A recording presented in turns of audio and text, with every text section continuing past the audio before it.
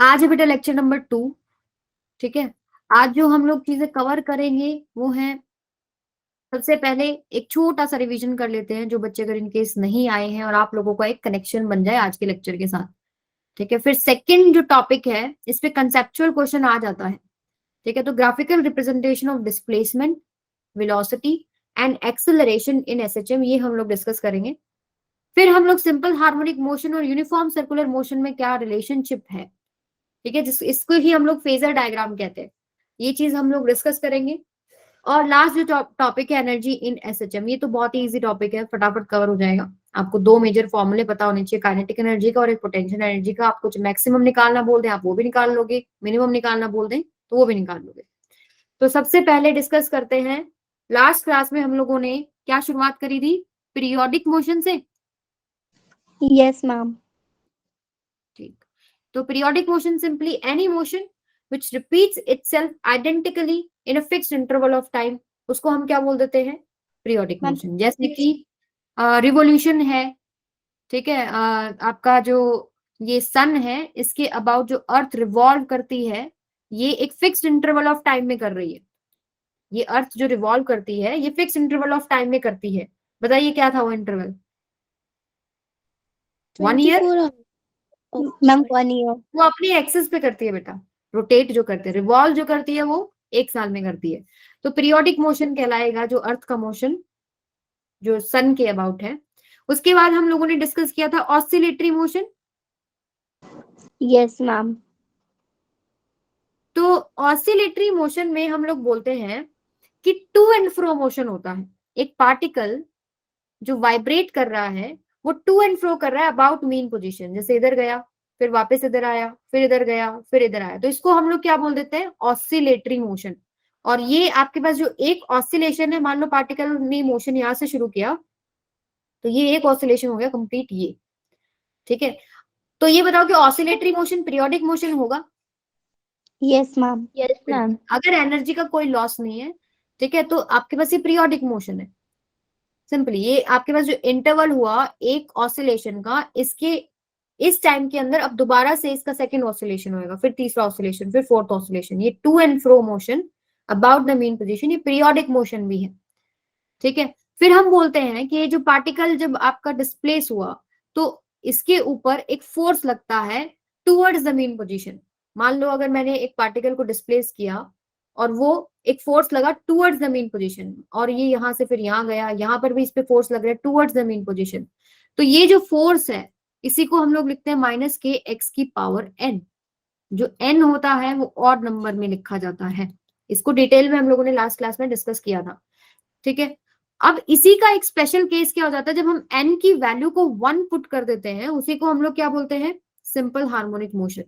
जहां पर एफ की वैल्यू क्या आ जाएगी, माइनस के एक्स। इसको लीनियर सिंपल हार्मोनिक मोशन भी बोल देते हैं। इस एफ को रिस्टोरिंग फोर्स भी कह देते हैं। इस फोर्स की जो मैग्नीट्यूड है that is directly proportional to displacement from the mean position. What is this x, x क्या है, it is displacement from the mean position. मान लीजिए एक्स पार्टिकल डिस्प्लेस हुआ मीन पोजीशन से इस तरफ, तो इसमें फोर्स आ गया इस तरफ।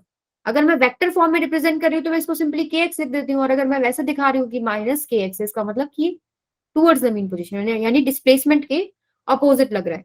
समझ में आई बात। Yes ma'am. Yes yes, ma'am. ठीक है। फिर हम लोगों ने डिस्कस किया था एक्सेलरेशन क्या होता है, माइनस ओमेगा स्क्वायर एक्स। फिर हम लोगों ने वेलोसिटी निकाली थी plus minus omega under root A square minus X square. ठीक है, और हम लोगों ने कर्व डिस्कस करा था फोर्स वर्सेस एक्स का, एक्सेलरेशन वर्सेस एक्स का, वी वर्सेस एक्स का। वी का कैसा आया था बेटा, एलिप्स, याद है किसी को। Yes ma'am. ठीक है, तो ये चीजें डिटेल में डिस्कस करी हैं, अगर किसी को नहीं समझ में आई तो आप लोग वहां से देख सकते हो। और इसके बाद हम लोगों ने डिफरेंशियल फॉर्म ऑफ एसएचएम भी लिखी थी। क्या थी वो, D square X by D T square plus में omega square X is equal to 0। This is differential form, differential form of SHM. ठीक है, और हम लोगों ने इसके बाद निकाली थी जनरल इक्वेशन ऑफ एसएचएम। क्या थी बताना जरा, बताओ बेटा। A sine omega T plus में 5, या फिर x is equal to a cos omega T plus में 5। ठीक है, तो आवाज आ रही है बच्चों? Yes ma'am. तो यहाँ पर जो ए है उसको क्या बोलते हैं? Ma'am amplitude. एम्पलीट्यूड। एम्पलीट्यूड क्या होता है? Maximum displacement from the mean position. मान लीजिए अगर पार्टिकल यहाँ से यहाँ टू एंड फ्रो मोशन कर रहा है, तो उसका मैक्सिमम डिस्प्लेसमेंट क्या होगा? एक्सट्रीम पोजीशन तक। ठीक है, उसको हम लोग क्या बोलते हैं? एम्पलीट्यूड। ठीक है, तो ये सारे के सारे फॉर्मूले आपको याद होने चाहिए। एक्सेलरेशन क्या होता है, वी क्या होता है, डिफरेंशियल फॉर्म क्या होती है, इक्वेशन वी वर्सेस एक्स की एलिप्स होती है, फोर्स माइनस के एक्स होता है। ठीक है, अब हम लोग डिस्कस कर लेते हैं इसमें मैक्सिमम मिनिमम वैल्यू। ए मैक्स कितना था बेटा? ए मैक्सिमम आप इसी फॉर्मूले को देख के बता सकते हो कि ए की मैक्सिमम वैल्यू क्या होगी जब एक्स की वैल्यू मैक्सिमम होगी। एक्स की मैक्सिमम वैल्यू क्या है? ए। एक्स क्या है? Displacement from the mean position, तो उसकी मैक्सिमम वैल्यू क्या है? ए। तो अगर आप सिंपली मैग्नीट्यूड देखें तो omega square X omega square A आ जाएगा। ए मैक्सिमम की वैल्यू होगी। और वी मैक्स कितना हो जाएगा? ये वाली चीज मैक्सिमम कब होगी? जब एक्स की वैल्यू क्या हो जाएगी? 0। वी मैक्स कितना होता है मैग्नीट्यूड की अगर बात करें तो ओमेगा ए। क्लियर है सबको? आपको पता है कि मीन पोजीशन पे वी मैक्सिमम होता है, यहाँ पर वी 0 हो जाता है, यहाँ वी 0 होता है। और एक्सेलरेशन आपका मीन पोजीशन पे 0 हो जाता है क्योंकि यहाँ नेट फोर्स भी 0 होता है। और एक्सट्रीम पोजीशन पे एक्सेलरेशन की वैल्यू मैक्सिमम हो जाती है जिसकी वैल्यू क्या है? ए ओमेगा स्क्वायर। क्लियर है सबको? Yes ma'am. फिर इसके बाद हम लोगों ने क्वेश्चंस डिस्कस करे थे, वो सारे क्वेश्चंस अच्छे से प्रैक्टिस कर लो। सारे अच्छे अच्छे क्वेश्चन थे उसके अंदर। पीरियोडिक मोशन है, आपको आई थिंक इक्वेशन गिवन थी, बताना था पीरियोडिक है या नहीं है। ठीक है, यस मैम। फिर हम लोगों ने डिस्कस किया था इक्वेशन दे रखी है क्या ये एसएचएम है या नहीं है, उनके टाइम पीरियड क्या होंगे, ये सब डिस्कस किया था। तो वो आप लोग प्रैक्टिस कर लेना वहां से। और एक मेजर फॉर्मूला और, ओमेगा स्क्वायर को हम लोग क्या लिखते हैं? के बाई एम। ये भी आपको पता होना चाहिए। टाइम पीरियड क्या होता है?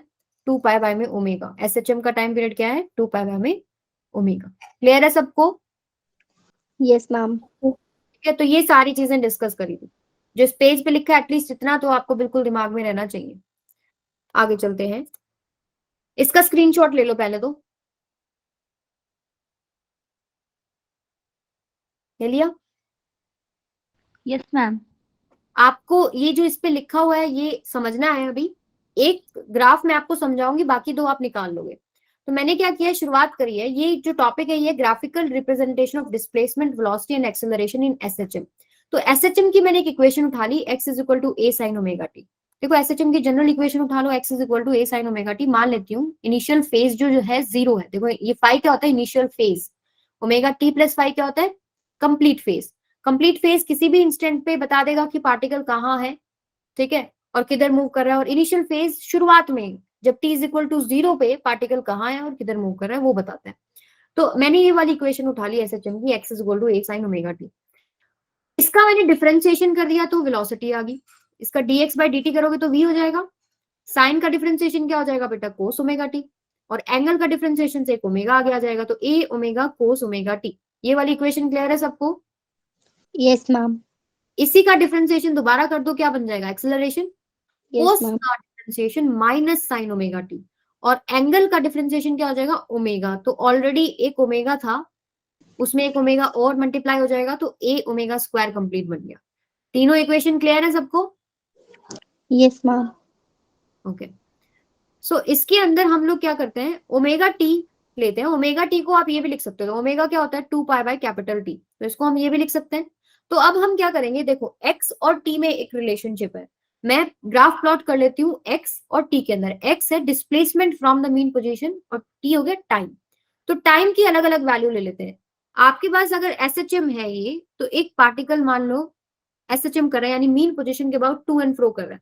तो यहां से यहां जाएगा, एक्सट्रीम पोजीशन पे पहुंचा, फिर ये वापस आएगा, फिर इधर जाएगा, फिर एक्सट्रीम पोजीशन पहुंचा, फिर वापस आएगा। ये जो एक ऑसिलेशन हुआ इसका टाइम क्या हो गया मान लो? Capital T. तो शुरुआत में जो टाइम है वो 0 है, फिर यहां से यहां पहुंचा t बाई 4 हो गया, फिर वापस इधर पहुंचा t/4 प्लस t/4 t/2 हो जाएगा। फिर t/2 में फिर t/4 ऐड करोगे तो ये 3t/4 हो जाएगा, और 3t/4 में वापस अगर आपने ऐड किया तो क्या हो जाएगा, t। समझ में आया टाइम? पहले आपने 0 से शुरू किया, फिर t/4 पे आप एक्सट्रीम पे पहुंच गए, फिर t/4 में t/4 ऐड कर दिया, यानी t/2 टाइम, आधा टाइम हो गया आपका यहाँ से यहाँ पर मीन पोजीशन पे पहुंच गए। फिर आप उसमें t/4 टाइम ऐड करते हो तो फिर एक्सट्रीम पे पहुंच गए, यानी कि 3t/4 टाइम हो गया यहाँ पे। फिर उसमें t/4 ऐड करते हो तो t। ठीक है, तो एक टाइम पीरियड को हमने 4 हिस्सों में तोड़ लिया, मीन और एक्सट्रीम पोजीशन पे हमने बता दिया ये टाइम होते हैं। अब इन टाइम को लेके हम लोग सॉल्व करेंगे कि x की वैल्यू क्या क्या आती है। जैसे पहला, अगर मैं टाइम की वैल्यू लेती हूँ 0, इस टाइम की जगह आप 0 पुट करोगे तो ओमेगा टी 0 हो जाएगा, राइट? Yes, ma'am. और ओमेगा टी 0 हो गया, यानी साइन 0, ओमेगा टी की जो वैल्यू आएगी आपको यहाँ पुट करनी है, साइन 0 इज 0, यानी x की वैल्यू क्या हो जाएगी, 0। 0. इज इक्वल टू 0 पे x इज इक्वल टू 0। फिर मैंने टाइम लिया t/4, जब यहाँ एक्सट्रीम पोजीशन पे पहुंच गया है पार्टिकल, तो t/4 जब मैं यहाँ पुट करती हूँ 2 pi by capital T into में t/4, तो ये हो जाएगा 2 1 जा 2 2 जा, और ये t से t कैंसिल, कितना आ गया बेटा, Ma'am, pi by 2. π/2। और साइन π/2 कितना होता है, 1, यानी Ma'am, t/4 एक्सट्रीम पोजीशन पे वैल्यू कितनी आई x की, प्लस a। आनी भी यही चाहिए थी, मैक्सिमम डिस्प्लेसमेंट पे तो एक्सट्रीम पोजीशन पे a ही होता है।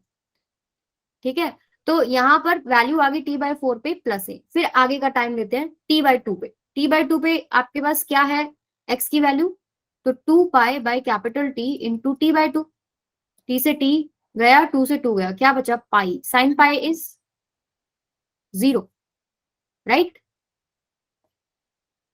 ये समझ में आई? हम लोगों ने टाइम क्या पुट कर लिया, अब यहाँ पर t की जगह t/2 पुट कर दिया, तो ओमेगा t की वैल्यू कितनी आ गई, पाई, साइन पाई इज 0, यानी x अगेन 0 हो गया। ठीक है, फिर हम लोगों ने टाइम पुट किया 3t/4, अभी 2 pi by capital T into 3t/4 put कर लो, तो 2 1 जा 2 2 जा, t से t कैंसिल हो गया, दिस इज 3π/2।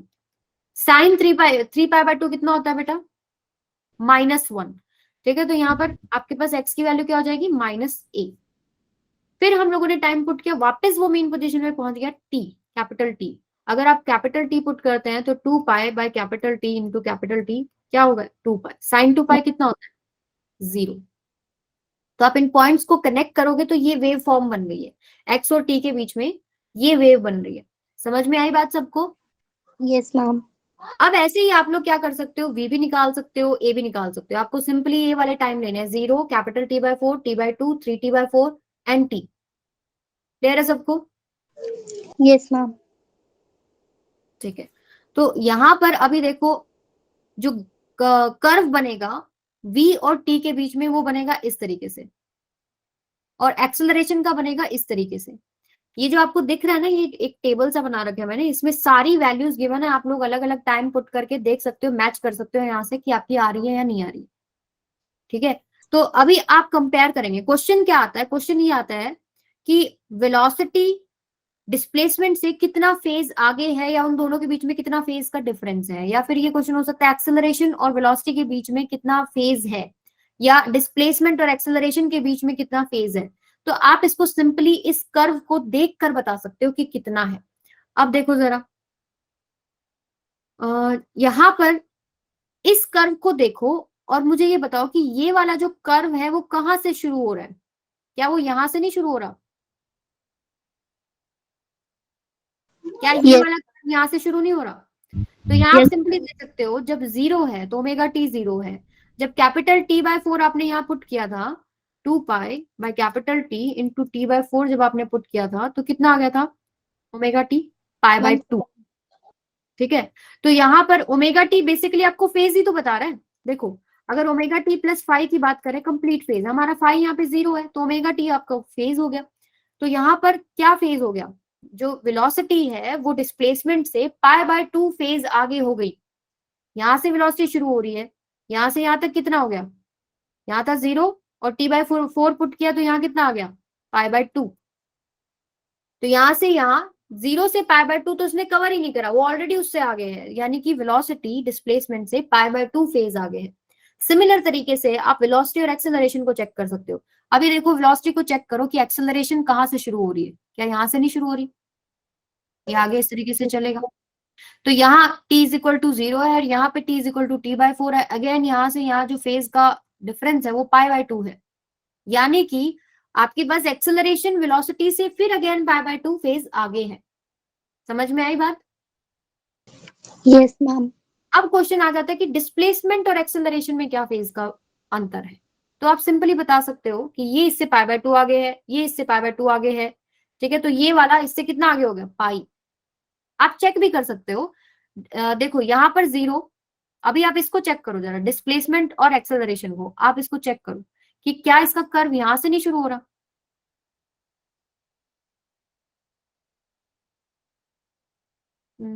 यहां से नहीं शुरू हो रहा बेटा, ये वाला कर्व यहीं से शुरू हो रहा ना, ऐसे। तो यहाँ पर टाइम कितना है, यहाँ पे देखो t/2 है, ठीक है। t/2 अगर आप पुट करते हैं यहाँ पे तो ओमेगा इंटू में, सॉरी, ओमेगा टी कितना हो जाएगा, 2 पाई/T इंटू t/2। t से t गया, 2 से 2 गया, यानी पाई। पाई फेज आपके पास एक्सेलरेशन ऑलरेडी आगे है। समझ में आई बात? यहाँ पे क्या आ जाएगा, ये पाई। जब आप वैसे भी याद रख सकते हो कि कर्व जैसे ऊपर की तरफ है तो यहाँ 0 था, अब उसका उल्टा इन्वर्टेड हो जाता है तो आपके पास ये पाई फेज डिफरेंस आ जाता है उनके अंदर। क्लियर है सबको? हाँ जी बेटा। Yes ma'am. Abhinav, yes ma'am. समझ में आ गया ना कि वेलोसिटी डिस्प्लेसमेंट से π/2 फेज आगे है, एक्सेलरेशन वेलोसिटी से π/2 आगे है, और एक्सेलरेशन डिस्प्लेसमेंट से पाई एंगल आगे है, पाई फेज आगे है, ठीक है।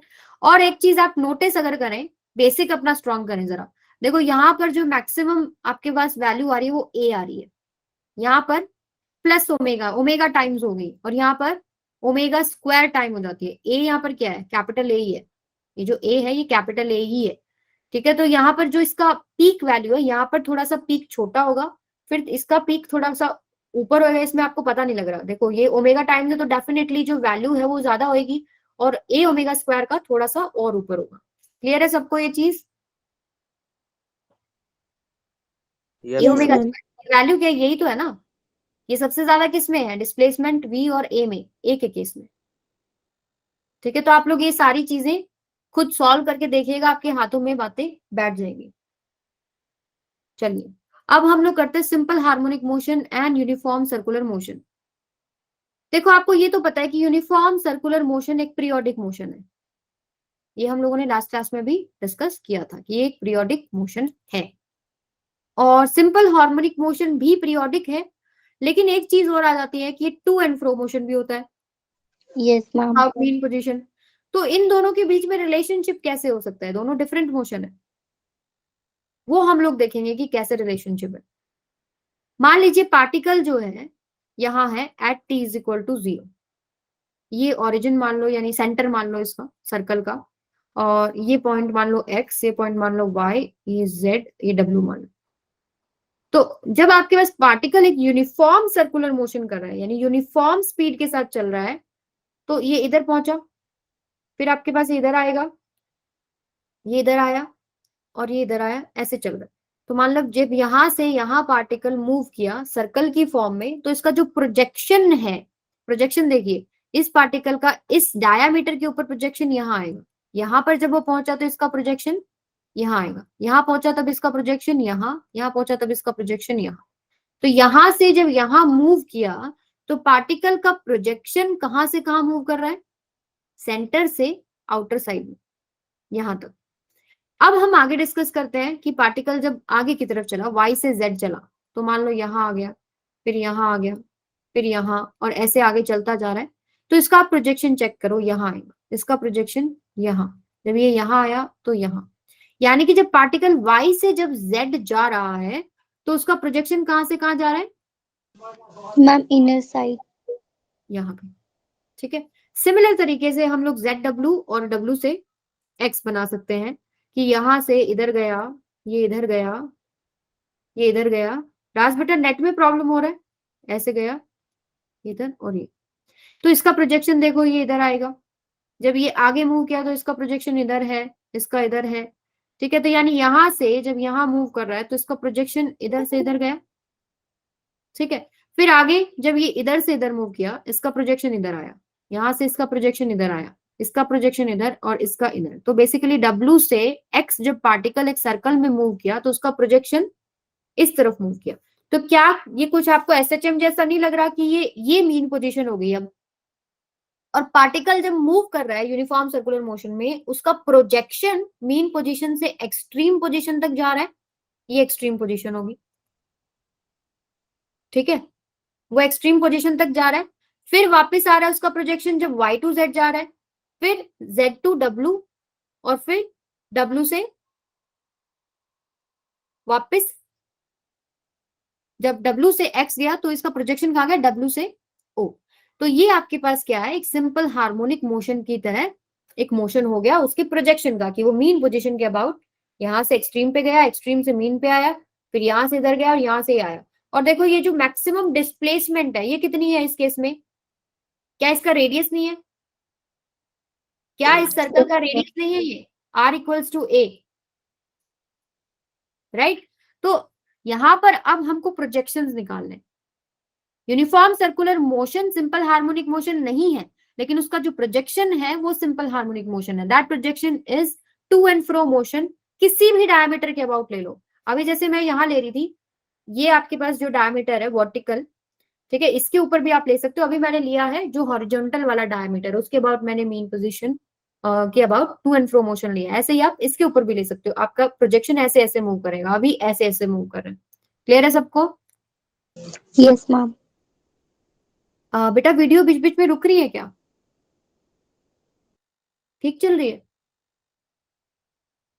वीडियो ठीक चल रही है आरुषि? आवाज आ रही है? Yes ma'am. ओके, अभी हम लोग अलग अलग केस डिस्कस करते हैं। देखिए पहला केस हम लोग डिस्कस करते हैं कि पार्टिकल यहाँ है, t इज इक्वल टू 0 पे पार्टिकल है यहाँ, एक यूनिफॉर्म सर्कुलर मोशन में वो क्लॉकवाइज डायरेक्शन में चल रहा है। ठीक है, आपको पता है इधर जाएगा। t टाइम के अंदर मान लो पार्टिकल यहाँ कहीं पहुंच गया, ये जो एंगल है जो उसने t टाइम के अंदर स्वीप किया है, इसको थीटा बोल लो। क्या थीटा ओमेगा टी नहीं होगा? वो यस। एंगुलर स्पीड ओमेगा से चल रहा है, टी टाइम से मल्टीप्लाई कर दो स्पीड को तो वो एंगुलर डिस्प्लेसमेंट आ गया, दैट इज थीटा। ठीक है, अभी मेरे को इसका प्रोजेक्शन लेना है ऑन दिस डायमीटर, या फिर आप इस पे भी ले सकते हो, इस डायमीटर पे। ये जो वैल्यू होगी या ये वैल्यू जो होगी वो क्या होगी? एक्स और वाई। जब आप इस वाले डायमीटर पे ले रहे हो, ये ले लो ए से बी, इस डायमीटर पे जब आप प्रोजेक्शन ले रहे हो तो इसका प्रोजेक्शन क्या होगा, और इस पे ले रहे हो तो क्या होगा? इस पे जब ले रहे हो ए टू बी, ये एक्स इज इक्वल टू कितना हो जाएगा, और जब आप वर्टिकल पे ले रहे हो तो वाई इज इक्वल टू कितना हो जाएगा? तो देखो ये आपके पास रेडियस ही नहीं है क्या? और यस। हम बोल रहे हैं कि ये आर इज इक्वल टू ए है। ठीक है, इसको ए ले लो, तो इसका प्रोजेक्शन इस वाले एक्सिस के ऊपर बताओ कितना होगा? वाई एक्सिस पे बता दो कितना प्रोजेक्शन होगा? A cos theta, this value आपको पता है। देखो प्रोजेक्शन लेना आपको याद हो, अगर आपने वेक्टर्स पढ़ा है तो इसके ऊपर अगर प्रोजेक्शन लेना है मुझे, इसके ऊपर, तो ये कंपोनेंट हो गया, और ये कितना होता है? जितनी भी इसकी वैल्यू मान लो ये m है तो ये m कोस थीटा। ठीक है, और इसके परपेंडिकुलर अगर आपको लेना है तो ये कितना हो जाएगा? ये वाली जो वैल्यू है ये हो जाएगी m साइन थीटा। तो सिमिलर तरीके से जिसके साथ वो एंगल बना रहा है उसके ऊपर प्रोजेक्शन लोगे तो कोस में आ जाएगा, और इसके परपेंडिकुलर अगर आप लोगे, इसके परपेंडिकुलर, तो कितना आ जाएगा? साइन। तो ये हो जाएगा ए साइन थीटा। इसको हम ऐसे भी लिख सकते हैं ए कोस ओमेगा टी और ए साइन ओमेगा टी। क्लियर है सबको? Yes ma'am. अब हम लोग अलग अलग केस डिस्कस करते हैं। मान लो यहां पर है particle at t is equal to 0। ठीक है, तो पता है आपको कि टी टाइम के अंदर वो क्लॉकवाइज डायरेक्शन में चल रहा है तो यहां पहुंच जाएगा। उसने एंगल जो स्वीप किया, अब मैं इसको डायरेक्ट ओमेगा टी पुट कर रही हूँ, थीटा को मैं डायरेक्ट ओमेगा टी पुट कर रही हूँ, ये वैल्यू हो जाएगी ए। ये वाला जो टोटल है यहां से यहां पहुंच रहा है, तो इसका प्रोजेक्शन ऑन एक्स एक्सिस कितना हो जाएगा बेटा? ए कोस ओमेगा टी। सिंपली जिसके साथ वो एंगल बना रहा है उसके ऊपर कोस कंपोनेंट आ गया, प्रोजेक्शन क्या होगा? ये वैल्यू। ठीक है। ऐसे इसके ऊपर अगर प्रोजेक्शन पूछूं तो ये कितनी आएगी? A sin omega t. sin omega T. Omega T, बस ध्यान रखिए आएगा माइनस। यहाँ आपके पास जो है ये वाला जो केस है, यहां से यहां अगर आप ले रहे हो, ये यहां से यहाँ, तो ये ले रहे हो आप पॉजिटिव, ये आपके पास हो गया नेगेटिव डायरेक्शन में, और ये हो गया नेगेटिव डायरेक्शन में। तो यहाँ अगर कोई प्रोजेक्शन आ रहा है या इसके ऊपर कोई प्रोजेक्शन आ रहा है, तो वो आपके पास नेगेटिव साइन लगा देना उसके आगे, minus A sine omega T. अब अगला थर्ड करो, आपको क्लियर हो जाएगा। जैसे टी इज इक्वल टू 0 है, तो यहां से टी टाइम में क्लॉकवाइज डायरेक्शन में चल रहा है, तो ये यहाँ पहुंच गया let's say angle omega t. इसका प्रोजेक्शन एक्स पे बताओ और वाई पे बताओ। देखो इसके ऊपर बताओ सबसे पहले, ये आपके पास क्या आएगा? y is equal to a cos omega t. क्या प्लस माइनस आएगा? क्या आएगा बताओ? माइनस आएगा मैम। माइनस आएगा। ये y is equal to minus A cos omega T, और ये आपके पास क्या हो जाएगा? A sine omega T Sin omega t. Minus A sine omega T. Clear हो गया सबको? Yes ma'am. यानी इसके ऊपर अगर प्रोजेक्शन है इस डायरेक्शन में, नेगेटिव साइड है, ये इसको पॉजिटिव साइड लो ऊपर की तरफ, इसको नेगेटिव लो, इसको पॉजिटिव लो और इसको नेगेटिव लो। तो इसके ऊपर अगर प्रोजेक्शन है तो उसके ऊपर आगे नेगेटिव लगाओ, इसके ऊपर प्रोजेक्शन है तो नेगेटिव लगाओ। ठीक है। अब आप बताओ मेरे को, यहां अगर पार्टिकल है t इज इक्वल टू 0 पे, तो t टाइम में वो आगे चलेगा, ओमेगा टी एंगल स्वीप किया उसने, इसका प्रोजेक्शन x पे बताओ और y पे बताओ।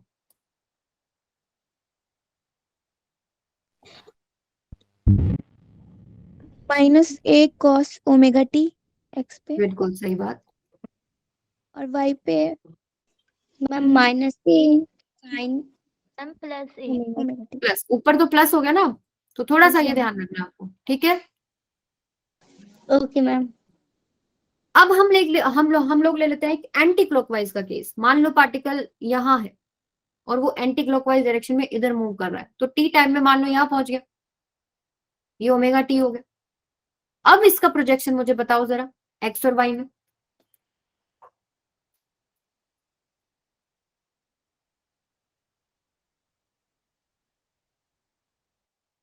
एक्स में बताओ। Minus A cos omega T. Right. Y कितना हो जाएगा? Minus A sine omega T. Clear हो गया सबको? अब आपको बनाना आ गया है। अब मैं आपको बताऊंगी जनरल इक्वेशन। जनरल इक्वेशन कैसे? अभी देखो पार्टिकल मान लो t इज इक्वल टू 0 पे यहाँ है, तो t टाइम के अंदर मान लो यहाँ पहुंच गया, ये आपके पास ओमेगा टी हो गया, यहाँ पहुंच गया t टाइम के अंदर इस जगह पे। ठीक है। तो अभी इसका प्रोजेक्शन मैं यहाँ और यहाँ कैसे लूंगी? मेरे पास कंप्लीट एंगल इसके साथ भी नहीं है और इसके साथ भी नहीं है। मैं क्या कर लेती हूँ, इसको मैं फाई मान लेती हूँ। t इज इक्वल टू 0 से पहले पार्टिकल कहाँ है? वही इनिशियल फेज था, इसको इनिशियल फेज भी कह सकते हो आप। ठीक है। ये चेंज नहीं होगा टाइम के साथ। ठीक है। और ओमेगा टी देखो चेंज होता जाएगा। तो यहां पर अब मैं इसका प्रोजेक्शन अगर लूं एक्स और वाई पे, बताओ क्या आएगा? बताओ वाई पे बताओ चलो। ये ए हो गया। क्या ऐसे नहीं होगा? A cos omega T plus five, पूरा एंगल कितना हो जाएगा? Omega T plus five. X पे कितना हो जाएगा? A sine omega T plus में फाइव। देखो आपकी जनरल इक्वेशन यही नहीं थी क्या एसएचएम की? देखो क्या यही नहीं बन गई?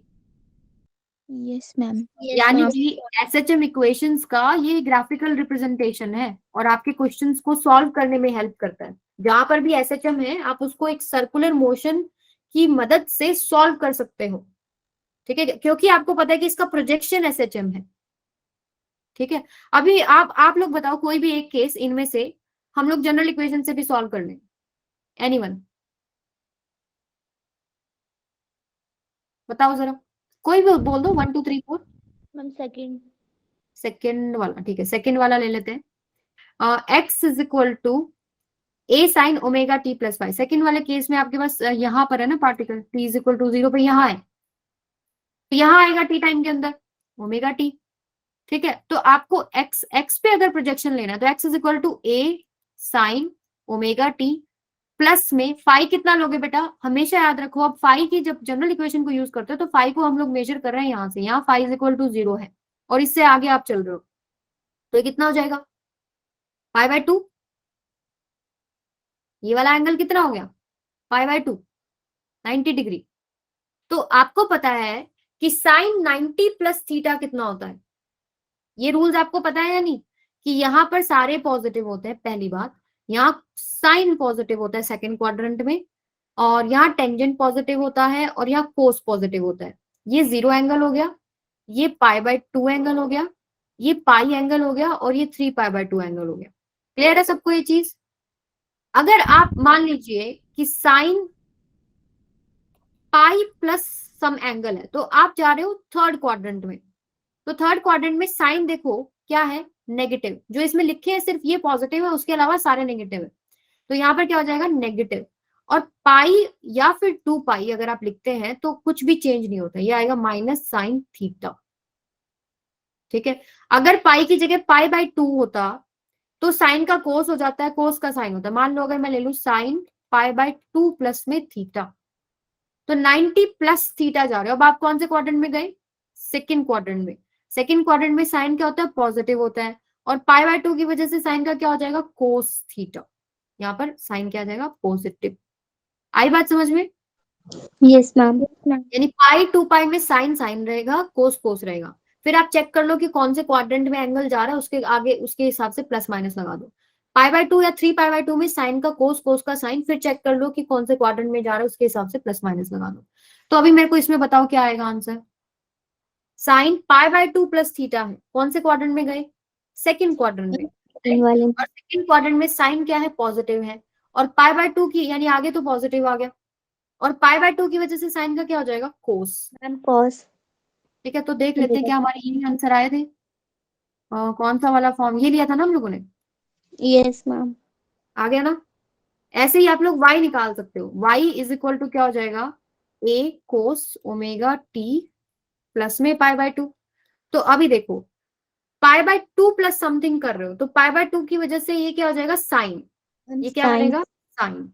और कोस सेकंड क्वाड्रेंट में नेगेटिव होता है, तो minus a sine omega t। क्या यही इक्वेशन बन रही है यहाँ पे? Yes ma'am. ठीक है, तो ये आपका होमवर्क है, ये जितनी भी हम लोगों ने करी है ना, आप लोग डायरेक्ट जनरल इक्वेशन से भी कर सकते हो। डायरेक्ट आपको समझ में आता है एंगल क्या बन रहा है, आप डायरेक्ट यूज करो, डायरेक्ट प्रोजेक्शन ले लो।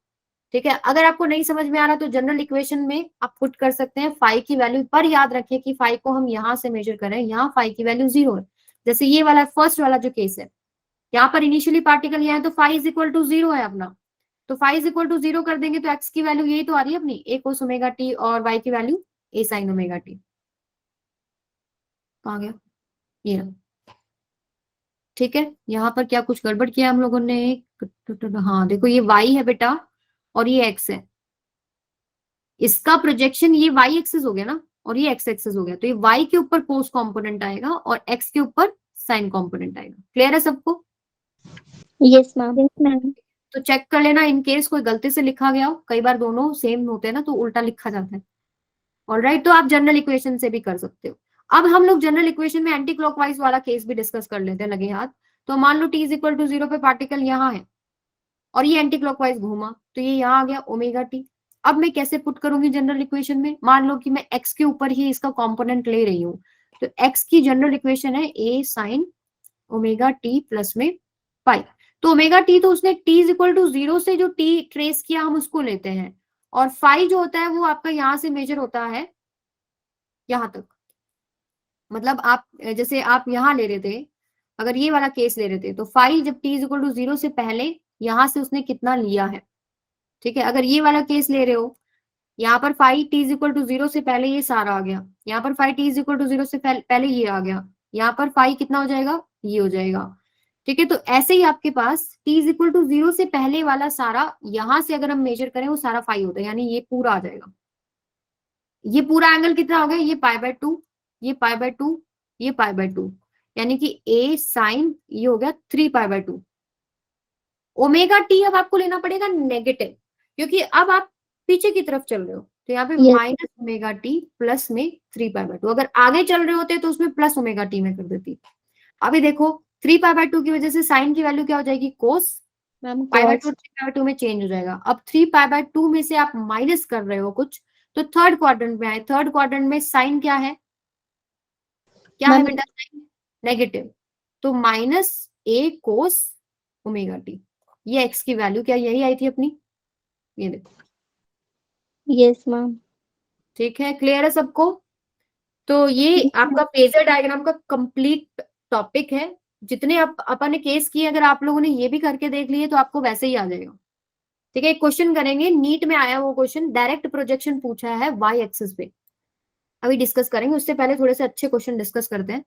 अ particle execute SHM with an amplitude A, एक पार्टिकल एसएचएम कर रहा है जिसका एम्पलीट्यूड ए है, यानी एम्पलीट्यूड तो यही होता है जो maximum displacement from the mean position होता है। पीरियड ऑफ ऑसिलेशन टी है। The minimum time taken by the particle to travel half of the amplitude from the equilibrium position. इसने बोला है कि ये इक्विलिब्रियम पोजीशन से आधा एम्पलीट्यूड यानी a/2 डिस्टेंस कवर करने में उसको कितना टाइम लगा है, ये क्वेश्चन है। इसको देखो अब मैं यूनिफॉर्म सर्कुलर मोशन से कैसे सॉल्व करूंगी। मान लीजिए पार्टिकल यहाँ है t इज इक्वल टू 0 पे, अभी इसका प्रोजेक्शन क्या आएगा, x इज इक्वल टू 0 पे। ये position x is equal to 0 वाली कौन सी होती है, मीन पोजीशन या इक्विलिब्रियम पोजीशन। अब t इज इक्वल टू 0 से वो t टाइम तक मान लो जब यहां पहुंचा है, तो इसका जो प्रोजेक्शन आएगा वो a/2 डिस्टेंस कवर कर लेगा। अब पार्टिकल जो है, जब आपके पास पार्टिकल मूव कर रहा है यूनिफॉर्म सर्कुलर मोशन में, तो जो उसका प्रोजेक्शन है वो इसी तरीके से तो एसएचएम कर रहा है कि मीन से आगे गया, फिर पीछे जाएगा, फिर पीछे गया, फिर आगे आया। तो हम लोगों ने मान लिया कि जब वो टी टाइम तक पहुंचा और वहां जो हम प्रोजेक्शन ले रहे हैं, तो वो a/2 डिस्टेंस कवर कर चुका है। ठीक है, अब हमको ये टाइम निकालना है, ये जो टाइम इसने यहां से यहां लिया है। ठीक है, तो ये टाइम निकालने के लिए क्या करती हूँ मैं, ये थीटा ले लेती हूँ और ये भी थीटा ले लेती हूँ। पैरेलल लाइंस है और ये इसको काट रही है। ठीक है, तो ये अगर एंगल थीटा है तो ये भी एंगल थीटा होगा, यस मैम। राइट। तो यहाँ अब ये जो ट्राइंगल बन गया ना, ये मैं इधर बना रही हूँ, ये बन गया थीटा। ठीक है, ये है a/2, ये बता दो कितना होगा, what is this, R, radius, ये रेडियस ही तो है, और रेडियस ही आपके पास क्या है, मैक्सिमम एम्पलीट्यूड होता है, यानी कि ये a हो गया। अब इस ट्राइंगल के अंदर मुझे साइन थीटा बता दो कितना होगा, what is sine theta, perpendicular by hypotenuse. Perpendicular क्या है, इसके सामने वाली जो ये लाइन है, दिस इज a/2। हाइपोटेन्यूज क्या है, a, कितना हो गया ये 1/2। अभी साइन थीटा 1/2 कौन से एंगल पे होता है, साइन थीटा 1/2 कौन से एंगल पे होता है, 30 डिग्री पे। ठीक है, तो थीटा क्या हो जाएगा आपके पास 30 डिग्री, यानी कि π/6 एंगल हो गया। लेकिन इन्होंने तो टाइम पूछा, तो हमने तो थीटा निकाल दिया। आपको पता है थीटा ओमेगा टी भी तो है, omega t is equal to कितना आ गया आपके पास π/6। ओमेगा को क्या लिख सकते हो, 2π/T into T, this is equal to π/6। इन्होंने बोल रखा है कि टाइम पीरियड जो है ऑसिलेशन का वो कैपिटल टी है। यहाँ से आपका जो टाइम है वो आ जाएगा बेटा, पाई से पाई कैंसिल हो गया, तो कैपिटल T/12, यानी कि यहां से यहाँ पार्टिकल को जाने में कितना टाइम लगा, कैपिटल T/12, और इतने ही टाइम के अंदर जो उसका एम्पलीट्यूड जो है उसने 0 से a/2 कवर किया। समझ में आई बात, कैसे क्वेश्चन करना है। Yes ma'am. ठीक है, तो आपको थीटा जो कॉन्सेप्ट है ना, ये निकालना आना चाहिए। आपको पता होना चाहिए कि अब जब ये यहाँ से यहाँ टी टाइम में पहुंच रहा है, तो उसका प्रोजेक्शन भी तो आगे चल रहा है। तो उसको आप जो एसएचएम के क्वेश्चन है उसको यूनिफॉर्म सर्कुलर मोशन की हेल्प से सॉल्व कर सकते हो। अभी एक क्वेश्चन और करते हैं, x is equal to a sine omega T दे रखा है। ये वाली जो इक्वेशन है ये होती है आपके पास जब मीन पोजीशन से पार्टिकल इधर चला। ठीक है, x is equal to a sine omega t, mean position से पार्टिकल इधर जाए, यानी यहां से इधर चला, यहां से इधर चल रहा है, तो हम लोग मान लेते हैं पार्टिकल इधर है आपका t इज इक्वल टू 0 पे, क्या, क्योंकि शुरुआत में t इज इक्वल टू 0 पे इसका प्रोजेक्शन यही तो आया और फिर वो आगे चल रहा है।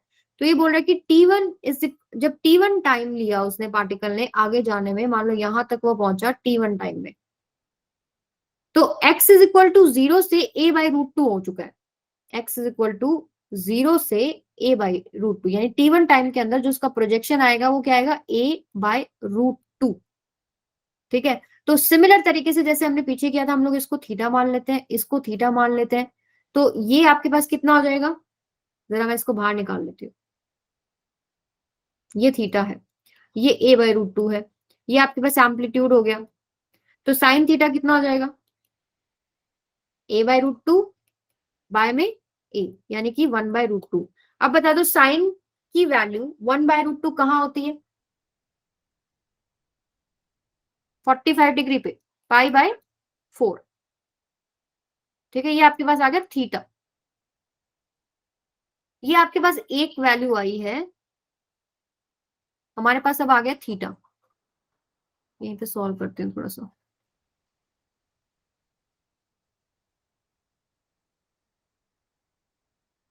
यानी कि थीटा आ गया π/4। थीटा ही तो ओमेगा टी होता है, ओमेगा T1 हो Yes. जाएगा यहाँ पे π/4, राइट। ये तो आ गया यहां से यहां तक। क्वेश्चन आपको अभी तक मैंने बताया ही नहीं, क्वेश्चन है T1 बाय में T2 निकालना है। ठीक है, एक तो T1 का फॉर्म आ गया अपने पास, अब निकालना T2। T2 का इन्होंने लिखा हुआ है कि T2 टाइम के अंदर वो a/√2 से a पहुंच गया, यानी a/√2 था यहां पर, अब यहां से ये यहां पहुंच रहा है। तो जब ये वाला जो वैल्यू है पार्टिकल का, ये यहां से अगर यहां पहुंच जाए तो आपके पास पार्टिकल कहां पहुंच जाएगा, a/√2 से a पहुंच जाएगा। तो यहां से यहां जाने में जो टाइम लगा है वो क्या है, T2। इसी टाइम के अंदर तो ये बाकी बचा हुआ डिस्टेंस कवर कर जाएगा। तो ये वाला जो एंगल होगा, अब आपको ये निकालना है, ये तो आप डायरेक्ट निकाल सकते हो। ये आपके पास एंगल कितना है, π/2। एक एंगल आप निकाल चुके π/4 यानी कि 45 डिग्री। ये कितना हो जाएगा बेटा, 45 डिग्री। तो ओमेगा T2 भी आपके पास आ गया π/4। अब दोनों को डिवाइड कर दो जरा, T1/T2 1 नहीं हो गया क्या, यस मैम। Yes, ma'am. ठीक है। समझ में आ गया अब कैसे क्वेश्चन करने हैं। Yes, ma'am. Yes ma'am. और अभी देखो नीट में ये क्वेश्चन आया हुआ था, आंसर बताओ चलो ABCD। शुरुआत में मान लो पार्टिकल यहाँ चल रहा है ऐसे, बताइए सभी बच्चे।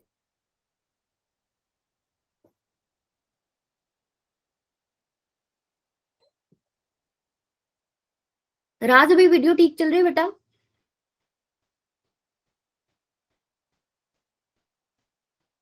कीजिए बताइए ABCD में से क्या आएगा।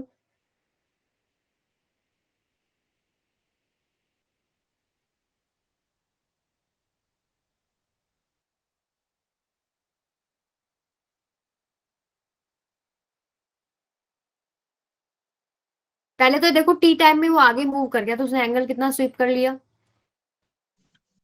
Ma'am omega theta. T.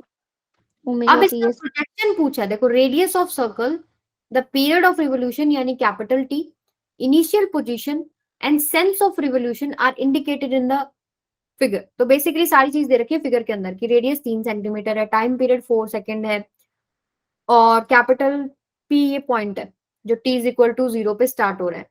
Projection on Y axis पूछा है, सिंपल। अब A की वैल्यू क्या है यहाँ पे 3, तो 3 कोस ओमेगा टी ही तो प्रोजेक्शन होएगा, ये तो प्रोजेक्शन होएगा वाई एक्सिस पे। 3 कोस ओमेगा को लिख लो 2 pi by capital T into T, right. Capital T की वैल्यू कितनी गिवन है 4 second, 3 cos 2 pi by capital 4 into T, 2 1 जा 2 2 जा 3 कोस पाई बाय 2 इंटू टी। कौन सा आंसर है बेटा, Ma'am C. समझ में आया, सिंपल डायरेक्ट प्रोजेक्शन का क्वेश्चन है। वाई एक्सिस पे, एक्स पे पूछ लेते तो क्या हो जाता 3 साइन ओमेगा टी। समझ में आया। Yes, ma'am. अब हम लोग टॉपिक करेंगे एनर्जी इन एसएचएम, आज के लेक्चर का लास्ट टॉपिक है ये, energy in SHM. Simple harmonic motion में एनर्जी का क्या सीन है ये देखना है हमको। तो a particle executing SHM possesses two types of energy. If a particle execute SHM, its kinetic energy changes into potential energy and vice versa, keeping total energy constant if friction of the air is neglected. मतलब कोई friction, कोई viscous force कुछ नहीं है, किसी तरीके का energy loss नहीं है। तो जब पार्टिकल आपके पास SHM कर रहा है, सिंपल हार्मोनिक मोशन कर रहा है, तो पार्टिकल है मान लीजिए मीन पोजीशन है ये x is equal to 0, extreme position है ये x is equal to a, ये हो गया आपके पास x is equal to -a। तो जब वो SHM कर रहा है तो पार्टिकल गया यहां से इधर, ठीक है, तो यानी ये मोशन कर रहा है, इसके पास स्पीड है, स्पीड है तो काइनेटिक एनर्जी भी है या नहीं है? Yes, ma'am. आपको पता है कि यहां पर आके पार्टिकल रुक जाता है फिर वापस चलता है, ठीक है, तो यहां पर कौन सी एनर्जी आएगी? Potential energy, due to its position. Potential energy बीच में भी है, ऐसा नहीं कि पोटेंशियल एनर्जी बीच में नहीं है।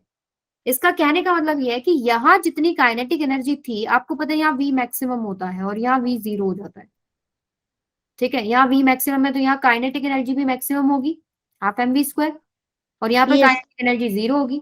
तो अब वो सारी एनर्जी कहाँ गई? वो सारी एनर्जी एक्सट्रीम पोजीशंस पे पोटेंशियल एनर्जी में कन्वर्ट होगी। समझ में आया? तो यहाँ पर पोटेंशियल एनर्जी मैक्सिमम होती है, यहाँ पर पोटेंशियल एनर्जी मैक्सिमम होती है और यहाँ पोटेंशियल एनर्जी 0 होती है, या फिर U0 में भी इनिशियल उसकी कुछ पोटेंशियल एनर्जी U0 है, तो वो एक स्पेशल केस होता है कि भाई मीन पोजीशन पे पोटेंशियल एनर्जी मान लो U0 है। अदरवाइज जितने भी क्वेश्चन है वो हम ऐसे डिस्कस करते हैं कि मीन पोजीशन पे हम लोग मानते हैं कि पोटेंशियल एनर्जी 0 है, ठीक है। तो यहां से जब यहां पहुंचा तो काइनेटिक एनर्जी एक्सट्रीम पोजीशन पे सारी पोटेंशियल एनर्जी में कन्वर्ट होगी, ठीक है। और कहीं बीच में भी आप देखते हो तो इनका जो सम है, बीच में क्या होगा कि काइनेटिक भी होगी और पोटेंशियल भी होगी, तो इनका जो सम होगा वो आपके पास कांस्टेंट आएगा, चाहे आप यहां निकाल लो, चाहे यहां निकाल लो, चाहे यहां निकाल लो, चाहे यहां निकाल लो। क्लियर है सबको? जहां पोटेंशियल एनर्जी थोड़ी ज्यादा है वहां काइनेटिक एनर्जी थोड़ी कम होगी, जहां काइनेटिक एनर्जी थोड़ी ज्यादा है वहां पोटेंशियल एनर्जी थोड़ी कम हो जाएगी, ठीक है। समझ में आई बात? तो इनका जो सम रहेगा किसी भी जगह पे वो आपके पास कांस्टेंट आएगा, वो हम लोग देखेंगे, अभी निकालेंगे कि कांस्टेंट कैसे आ रहा है। देखो, एनर्जी इन लीनियर एसएचएम हम लोग दिखा, लीनियर एसएचएम क्यों बोल रहे हैं हम लोग? जो सिंपल हार्मोनिक मोशन वाला जो केस ले रहे हैं, हम लोग ले रहे हैं force is equal to -kx वाला, इसको हम लीनियर सिंपल हार्मोनिक मोशन भी बोल देते हैं।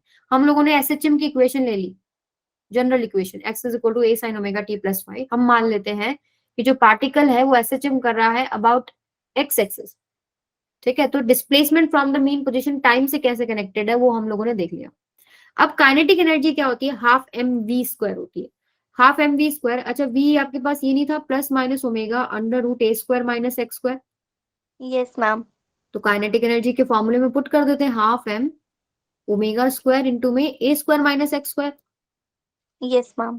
ठीक है। अब यहाँ पर m ओमेगा² को मैं k भी पुट कर सकती हूँ, पता है ना आपको, ओमेगा² is equal to k by m होता है, तो m ओमेगा² को मैं k भी पुट कर सकती हूँ, हाफ k a² माइनस में x²।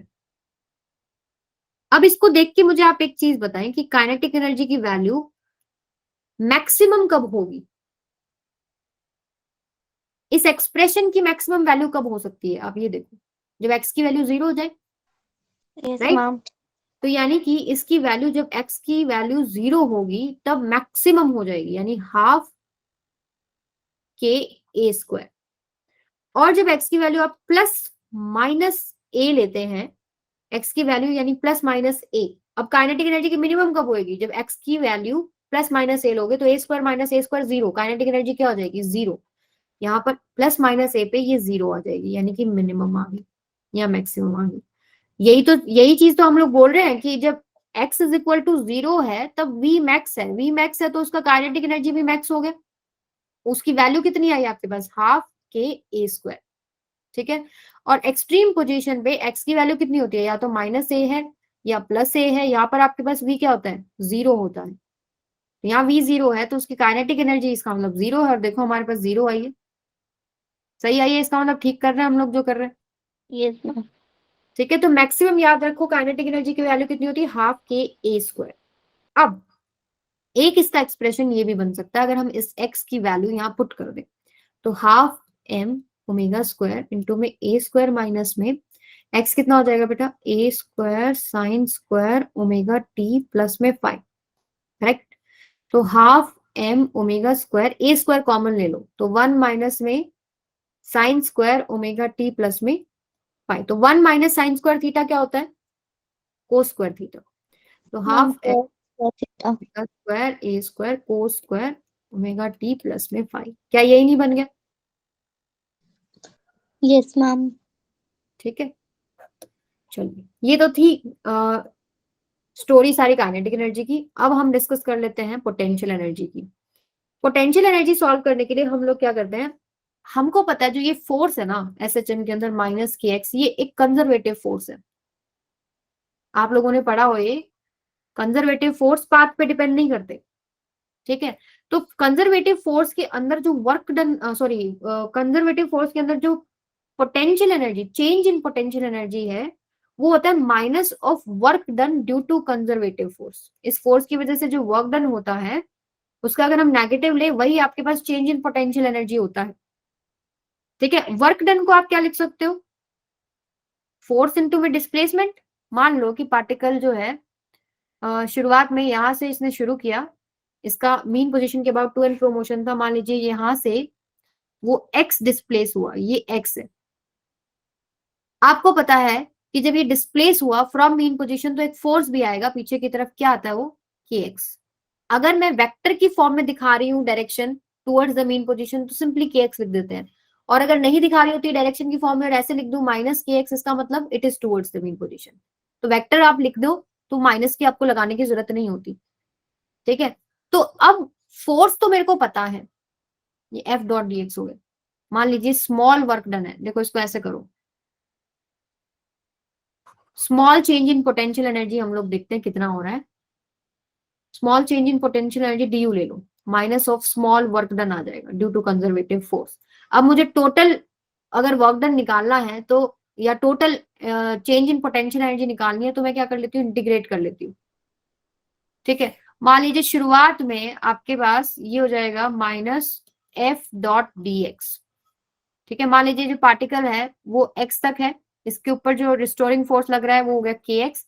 लेट्स से थोड़ा सा डिस्प्लेस किया अपनी पोजीशन से dx, तो फोर्स तो पीछे की तरफ है, डिस्प्लेसमेंट आगे की तरफ है, तो इसको हम ऐसे नहीं लिख सकते माइनस एफ टी एक्स कोस 180।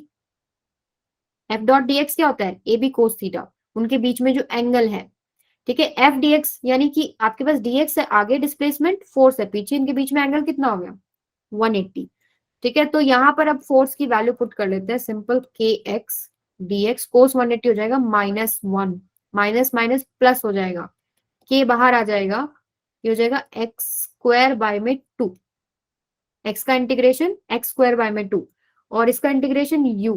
बस एक चीज रह गई, हम लिमिट्स पुट करना। शुरुआत आपका पार्टिकल की यहां से हुई जब x इज इक्वल टू 0 था, तो पहली इनिशियल जो होगी 0, और मैं मान लेती हूँ शुरुआत में उसकी पोटेंशियल एनर्जी u नॉट है। बाद में मान लो कहीं पर भी वो x पोजीशन के ऊपर है और वहां पर उसकी potential energy let say u है, तो अब क्या हो जाएगा, u माइनस में u naught is equal to half k x square. Upper limit put करोगे तो x square, lower limit put करोगे तो 0 ही आ जाएगा। तो मैं अब इसको थोड़ा और सिंपल करती हूँ आप लोगों के लिए। मैं कहती हूँ कि मीन पोजीशन के ऊपर पोटेंशियल एनर्जी है ही नहीं, मतलब 0 है, तो u आपके पास क्या आ जाएगा, हाफ के एक्स स्क्वायर। अब इसकी मैक्सिमम वैल्यू बताओ कब होगी और मिनिमम कब होगी। इसकी मिनिमम तो आपको सीधा दिख रहा है, जब x की वैल्यू 0 तो ये मिनिमम, राइट। Yes, ma'am. इसकी मैक्सिमम वैल्यू क्या होगी, जब x की वैल्यू आप मैक्सिमम डिस्प्लेसमेंट पुट कर दो, यानी कि a, यानी x की वैल्यू प्लस माइनस a पे ये कितना हो जाएगा, हाफ के ए स्क्वायर। अब जरा कंपेयर कर लो आप। अभी हम सबसे पहला केस देखते हैं, x इज इक्वल टू 0 पर पोटेंशियल एनर्जी 0 है, तो x इज इक्वल टू 0 पर काइनेटिक एनर्जी कितनी आ रही है, हाफ के ए स्क्वायर, वहां मैक्सिमम आ रही है, वहां पोटेंशियल एनर्जी 0 है, काइनेटिक एनर्जी मैक्सिमम है मीन पोजीशन यानी x इज इक्वल टू 0 पे, और यहाँ पर x is equal to plus minus a पर हाफ के ए स्क्वायर आ रही है, यहाँ पर प्लस माइनस ए पे 0 आ रही है, यानी एक्सट्रीम पोजीशन पे पोटेंशियल एनर्जी मैक्सिमम होगी, काइनेटिक एनर्जी 0 मिनिमम होगी, और वैल्यू देखो हाफ के ए स्क्वायर ही आ रही है। मीन पे काइनेटिक एनर्जी कितनी आ रही है, हाफ के ए स्क्वायर, और एक्सट्रीम पे पोटेंशियल एनर्जी कितनी आ रही है, half k a square. Clear है सबको? Yes, ma'am. Yes, ma'am. ये एक और आवाज आई, अब की बार कौन बोला, अभी Ma'am, देखो Kashyap. Passage, okay. अब x की वैल्यू हम लोगों ने पुट कर ली जो ये शुरुआत में ली थी, तो आपके पास ये बन जाएगा half m a square omega square sine square omega t plus में 5। अब एक बात और रह गई बतानी, हम बोल रहे हैं कि किसी भी जगह पर आप देखो यहाँ देखो या यहाँ देखो या यहाँ, जो टोटल एनर्जी है वो कांस्टेंट है। तो मैंने क्या करा, टोटल एनर्जी होती है यहाँ पे kinetic energy plus potential energy, दो ही तो एनर्जी है, ठीक है। तो काइनेटिक एनर्जी का जो फॉर्मूला है, जो ये आया आपके पास, half m a square omega square cos square omega T plus 5, और पोटेंशियल एनर्जी का जो आया ये वाला half m a square omega square sine square omega T plus 5, ये मैंने पुट कर दिया। दोनों को जब मैंने ऐड किया तो देखो ये जो चीज है ये तो दोनों में कॉमन आ गई। Yes, ma'am. अंदर क्या बचेगा, cos square theta plus sine square theta, कितना होता है 1, राइट। यानी कि क्या बच गया, सिंपल आपके पास half m a square omega square, m constant, half constant, omega constant, a constant, तो टोटल एनर्जी क्या होगी आपकी, Ma'am, constant. क्लियर है सबको। Yes, yes, ma'am. देखो इसका एक ग्राफ और देख लो आप लोग, ग्राफ इनका उल्टा बनता है। आपको पता है कि जब आप x इज इक्वल टू 0 ले रहे हो, वहां पोटेंशियल एनर्जी क्या है, 0। अगर x Yes. की वैल्यू प्लस माइनस a ले रहे हो, वहां पोटेंशियल एनर्जी कितनी आ रही थी, हाफ के ए स्क्वायर। और kinetic energy x is equal to 0 पे क्या आ रही थी, हाफ के ए स्क्वायर, और x is equal to plus minus a पे आ रही थी 0। तो हम लोगों ने ये दो कर्व ले लिए, पैराबोला बन रखे हैं, देखो दो, एक तो ये वाला, एक तो हो गया ये वाला, ठीक है, और एक ये डैश डैश वाला जो आपको दिख रहा है। तो डैश डैश वाला किसका है, काइनेटिक एनर्जी वाला है। तो आप देखो x इज इक्वल टू 0 पे, ये हम लोगों ने x जो एक्सिस ले रखा है इसके ऊपर हम लोगों ने ले लिया displacement from the mean position, तो ये हो गया x इज इक्वल टू 0। और ये y पे ले लिया हम लोगों ने एनर्जी, पोटेंशियल या काइनेटिक, हमने एनर्जी ले ली। तो 0 के ऊपर ये सॉलिड लाइन वाला तो है पोटेंशियल एनर्जी का, तो 0 पर पोटेंशियल एनर्जी क्या है बेटा, 0। और x is equal to plus minus a पर उसकी वैल्यू कितनी है, हाफ के ए स्क्वायर, ये आपके पास क्या हो जाएगी, हाफ के ए स्क्वायर, ये ए स्क्वायर ले लो, ठीक है। अब काइनेटिक एनर्जी देखते हैं, x इज इक्वल टू 0 पे ये डैश वाली जो लाइन है, डॉट डॉट वाली जो दिख रही है आपको, हाफ के ए स्क्वायर है, तो ये आ गया यहां पर। और x is equal to plus minus a पर इसकी वैल्यू आ रही है 0, ये आ गया यहाँ पर। तो ये बना आपके पास उल्टा जो आपको दिख रहा है ये वाला, ये तो है काइनेटिक एनर्जी का, और ये क्या हो जाएगा, पोटेंशियल एनर्जी का। क्लियर है सबको। Yes, ma'am. Simply plus minus a पे जा रहे हो आप तो यहाँ पर इसकी मैक्सिमम है, और 0 पे जा रहे हो तब काइनेटिक एनर्जी मैक्सिमम है। क्लियर है सबको। Yes, और ma'am. आप इसमें देखोगे कहीं पर भी अगर सम देखते हो काइनेटिक और पोटेंशियल का, कहीं पर भी लेट्स से आप कहाँ देखोगे, मान लो यहाँ देख लो, यहाँ पर इसकी जो वैल्यू होगी और इस टाइम पर आपकी इसकी जो वैल्यू होगी, ठीक है, ये जो वैल्यू रहेगी ये कांस्टेंट आएगी। आप कहीं पर भी चेक कर लो सेम आएगी दोनों की सम जो है। अभी आप देखो ये वैल्यू कम है, ये वैल्यू ज्यादा है, ठीक है। आप कहीं इधर चले जाओगे तो पोटेंशियल एनर्जी ज्यादा हो जाएगी, काइनेटिक एनर्जी कम हो जाएगी, यानी कि इनका सम क्या आ रहा है, कांस्टेंट। अब ये वाला क्वेश्चन कर दो last. A particle is executing simple harmonic motion with time period t at time t is equal to 0, it is at position of equilibrium. मान लो शुरुआत में वो इक्विलिब्रियम पोजीशन पे है, काइनेटिक एनर्जी टाइम ग्राफ बताना है आपको क्या होगा। टोटल टाइम t है, ठीक है। आपको पता है इनिशियली, दूसरा कलर लेते हैं, इनिशियली जो टाइम 0 है, यहाँ पर टाइम 0 है, ठीक है। यहाँ पर काइनेटिक एनर्जी होगी maximum half k a square. तो जहां पर काइनेटिक एनर्जी मैक्सिमम है 0 पे, एक तो ये वाला केस हो गया, एक तो ये वाला केस हो गया, या ये वाला हो सकता है, ये हो नहीं सकता, यहाँ तो काइनेटिक एनर्जी 0 ही होगी, ठीक है। फिर एक्सट्रीम पोजीशन तक टाइम कितना आ जाएगा, t/4, राइट। तो t/4 पर अब काइनेटिक एनर्जी मिनिमम होनी चाहिए, तो ये t/4 पे देखो मिनिमम हो रही है, ठीक है। यहाँ पर तो t/2 पे इन्होंने मिनिमम लिया, देखो t/2 पे आप वापस पहुंचोगे तो t/2 आ जाएगा। तो t/2 पर मीन पोजीशन पे अगेन काइनेटिक एनर्जी मैक्सिमम होनी चाहिए थी, यानी कि ये तो गलत ही हो गया। आंसर क्या है, सी। Ma'am, C. समझ में आया। Yes, ma'am. ठीक है, आज का लेक्चर था ये अभी समाप्त हुआ। ऑलराइट, इसमें हम लोगों ने एनर्जी डिस्कस कर ली, काइनेटिक एनर्जी डिस्कस कर ली, पोटेंशियल कर ली, उनका सम हमने बताया कि कांस्टेंट होता है, लेकिन प्रोवाइडेड कंडीशन क्या है कि एनर्जी का कोई लॉस नहीं है, कोई फ्रिक्शन की वजह से लॉस नहीं है, तभी आपके पास सम जो है कांस्टेंट रहेगा। और हम लोगों ने फेजर डायग्राम डिस्कस किया, यूनिफॉर्म सर्कुलर मोशन, प्रोजेक्शन वगैरह डिस्कस किए, और हम लोगों ने डिस्कस किया था वो ग्राफिकल रिप्रेजेंटेशन, फेज वगैरह का कॉन्सेप्ट, और हम लोगों ने पिछला क्लास का भी सारा रिवाइज किया है। क्लियर है सबको? Yes, ma'am. तो समझ में आया आप लोगों को? Yes ma'am. Yes, ma'am. Okay.